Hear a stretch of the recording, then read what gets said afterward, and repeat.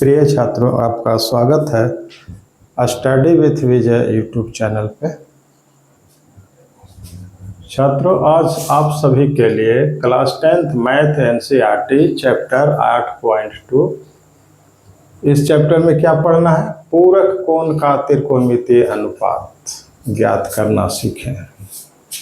पूरक कोण का त्रिकोणमितीय अनुपात हम कैसे ज्ञात कर सकते हैं, आज इसी के बारे में डिटेल में बताया जाएगा। आप इस वीडियो को शुरू से अंत तक देखने का प्रयास करिएगा। तो आइए हम शुरू करते हैं। पूरक कोण का त्रिकोणमितीय अनुपात कैसे ज्ञात करें।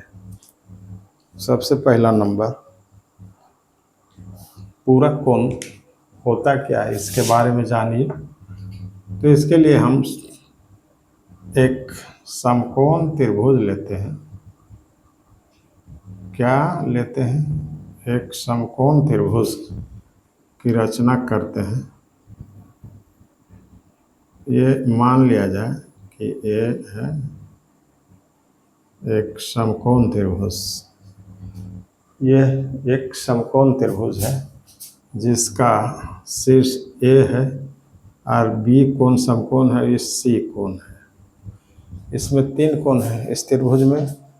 एक कोण 90 डिग्री का है जो बी है, 90 डिग्री बी कोण समकोण है, और शेष 2 कोण न्यून कोण है। तो मान लिया जाए कि ये है कोण सी न्यून कोण है, ये भी न्यून कोण है। तो दोनों का पूरक कोण का त्रिकोणमितीय अनुपात ज्ञात करें, या कोण सी का त्रिकोणमितीय अनुपात। जिसे अब मान लिया जाए कि ये है सी, ये कोण है सी, ये कोण है ए। तो सी है तो ये क्या हो जाएगा? 90 माइनस सी हो जाएगा। अगर ये कोण ए है, इसको माने तो ये 90 माइनस ए हो जाएगा, क्योंकि हम जानते हैं कि त्रिभुज के तीनों कोणों का जोड़ 180 होता है। अब पूरक कोण कब कहलाता है? जब 2 कोणों का जोड़ 90 डिग्री का हो, तब उसे हम पूरक कोण कहते हैं। तो ये 90, तो एक कोण पहले से ऑलरेडी है, तो ये दोनों कोणों का जोड़ कितना होना चाहिए? 90 होना चाहिए। क्यों 90 होना चाहिए? क्योंकि तीनों कोणों का जोड़ 180 से अधिक नहीं हो सकता है और ना 180 से कम हो सकता है। तो ये 90 डिग्री का कोण है यहाँ पर, तो ये दोनों का योग क्या होना चाहिए? 90 ही होना चाहिए, तब न तीनों कोणों का योग 180 होगा त्रिभुज का। तो इस प्रकार से अब अगर हम ये कोई कोण थीटा अगर मानते हैं तो 90 माइनस थीटा हो जाएगा। तो इस कोण के लिए ये पूरक कोण, इस कोण के लिए ये पूरक कोण कहलाएगा। दोनों एक दूसरे का पूरक कोण है। दोनों कोण क्या कहलाएगा? पूरक कोण कहलाएगा।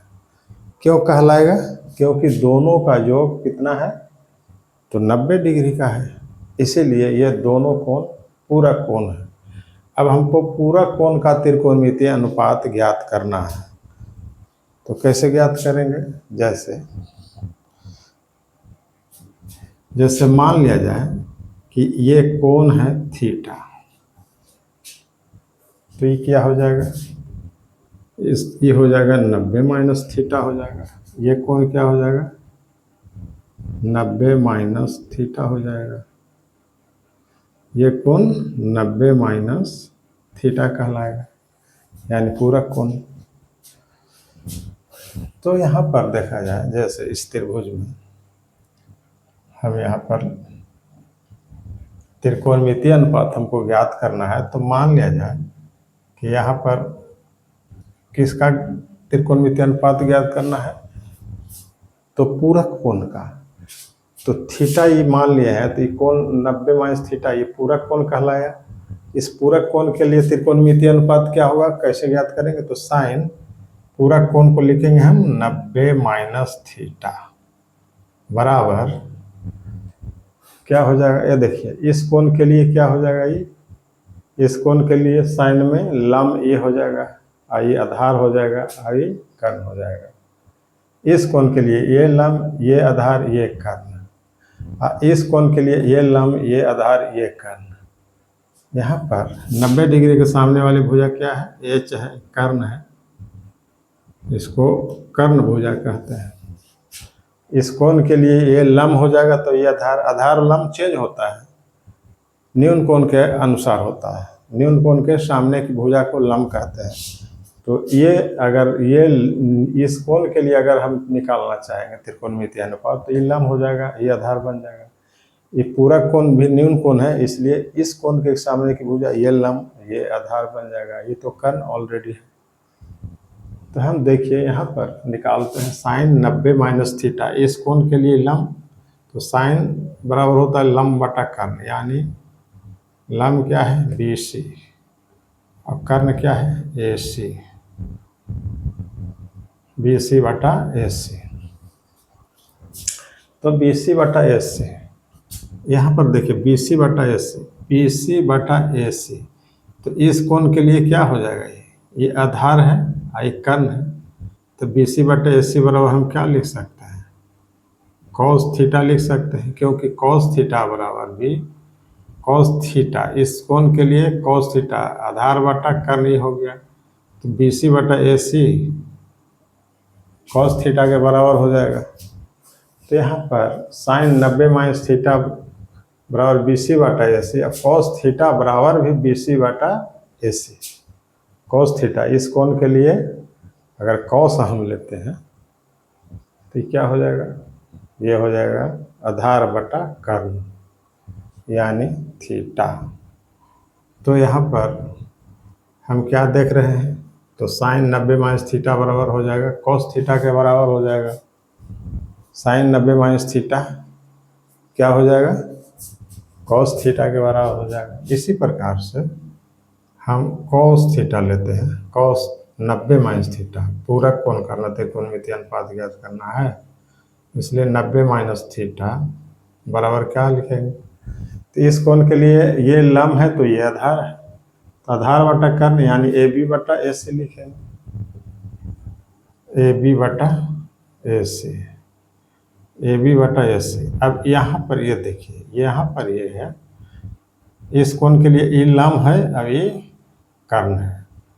तो लंब बटा कर्ण किस में होता है? साइन में होता है। तो इतना बराबर हम क्या लिख सकते हैं? साइन थीटा लिख दें, क्योंकि साइन थीटा बराबर क्या होगा? AB बटा AC हो जाएगा। साइन थीटा बराबर AB बटा AC। इस कोण के लिए लंब और ये कर्ण। तो cos 90 minus theta sine theta के बराबर हो जाएगा। तो इस पूरा कोण का त्रिकोणमितीय अनुपात साइन थीटा के बराबर, साइन 90 माइनस थीटा का त्रिकोणमितीय अनुपात कॉस थीटा के बराबर हो जाएगा। और इसी प्रकार से tan theta, tan 90 minus theta बराबर क्या हो जाएगा? टैन 90 माइनस थीटा बराबर हो जाएगा लंब बटा आधार, यानी BC बटा AB, BC बटा AB। अब BC बटा इस कोण के लिए BC बटा AB कॉट थीटा हो जाएगा। कॉट थीटा बराबर इस कोण के लिए क्या हो जाएगा? कॉट थीटा बराबर ये आधार बटा लंब, यानी कॉट थीटा के बराबर हो जाएगा। तो ये हो गया त्रिकोणमितीय, पूरा कोण का त्रिकोणमितीय अनुपात ये हो गया। इसी प्रकार का इसका उल्टा अगर हम लिखना चाहेंगे, जैसे cosec theta, cosec 90 minus theta बराबर क्या हो जाएगा? कोसेक 90 माइनस थीटा बराबर क्या हो जाएगा? तो ये हो जाएगा AC बटा BC। इसको उलट देंगे, यानी AC बटा BC, AC बटा BC, यानी कर्ण बटा लंब। और थीटा में क्या हो जाएगा? ये अगर हम यहाँ पर BC बटा AC, इस कोण के लिए आधार बटा कर्ण है, तो आधार बटा कर्ण किस में हो जाएगा? कॉसेक के लिए फिर हो जाएगा कॉस थीटा के बराबर, क्योंकि इस कोण के लिए ये आधार है, ये कर्ण है, तो कॉस थीटा में ही तो आधार बटा कर्ण होता है, क्योंकि यह AC बटा सॉरी ये कौशिक है। ये हो जाएगा इस कोण के लिए, ये हो गया कितना, ये हो गया आधार बटा कर्ण, तो कर्ण है, ये कर्ण बटा आधार है, तो कर्ण बटा आधार किस में हो जाएगा, कर्ण बटा आधार कॉस में हो जाएगा, कॉस थीटा के बराबर हो जाएगा, ये हो जाएगा कॉस थीटा के बराबर, क्योंकि कॉस थीटा बराबर आधार बटा कर्ण बटे आधार सेक हो जाएगा, कॉस सेक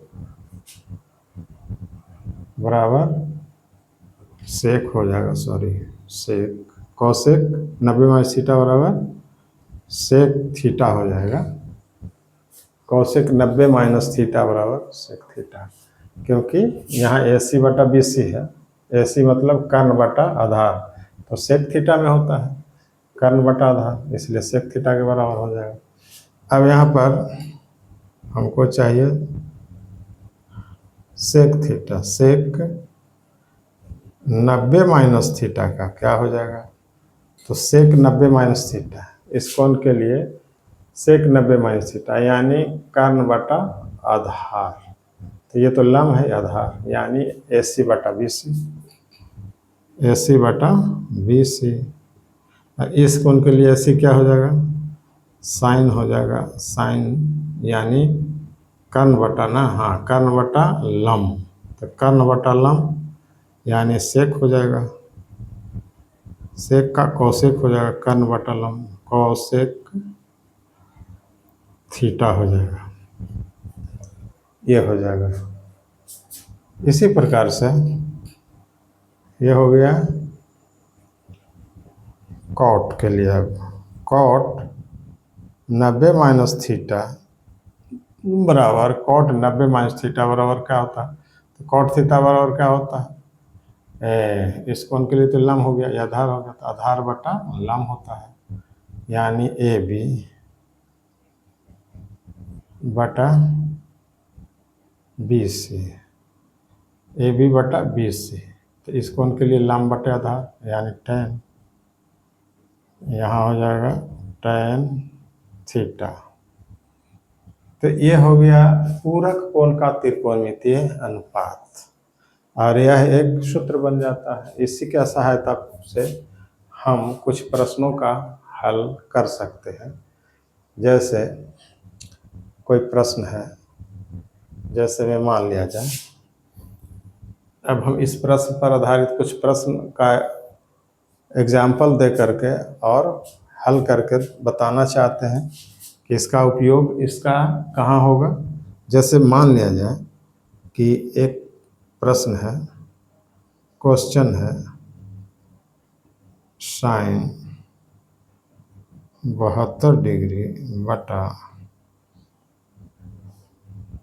कॉस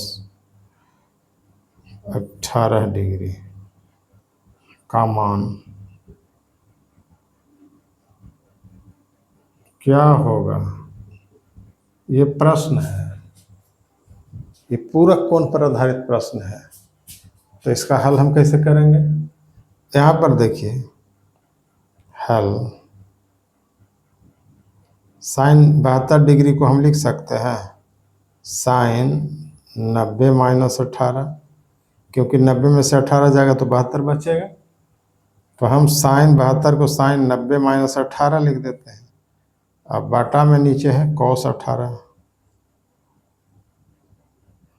अब जो है बराबर क्या हो जाएगा, तो साइन 90 माइनस थीटा के जगह पर है 18 डिग्री, तो साइन यह पूरा कोण वाला सूत्र लग जाएगा इसमें, तो साइन 90 माइनस थीटा बराबर कॉस थीटा होता है, यहाँ पर कॉस 18 बन गया और नीचे भी कॉस 18 ही है, तो ये से कट जाएगा, 1 बराबर में 1 आएगा। तो इस प्रकार से हम पूरक कोण के सवालों को, पूरक कोण के त्रिकोणमितीय अनुपात पर आधारित प्रश्नों का हल हम इस प्रकार से कर सकते हैं। तो ये था आज का सेशन में कि पूरक कोण का त्रिकोणमितीय अनुपात ज्ञात कैसे करेंगे। तो सबसे पहला नंबर तो पूरक कोण का त्रिकोणमितीय अनुपात ये हो गया 6 त्रिकोणमितीय अनुपात यहाँ पर हमने बताया पहले। इस पर आधारित प्रश्नों का हल कैसे करेंगे, तो ये दूसरे नंबर का क्वेश्चन लेकर के हमने किया। तो इस प्रकार से हम ये पूरक कोण के त्रिकोणमितीय अनुपात ज्ञात करते हैं और उस पर आधारित प्रश्नों का हल करते हैं। तो आज का वीडियो हम यहीं समाप्त करेंगे। अब मिलेंगे किसी दूसरे वीडियो के साथ। तो तब तक के लिए आपसे हम इजाज़त चाहते हैं। और अगर वीडियो अच्छा लगा हो तो आप इसे लाइक और सब्सक्राइब करें। जय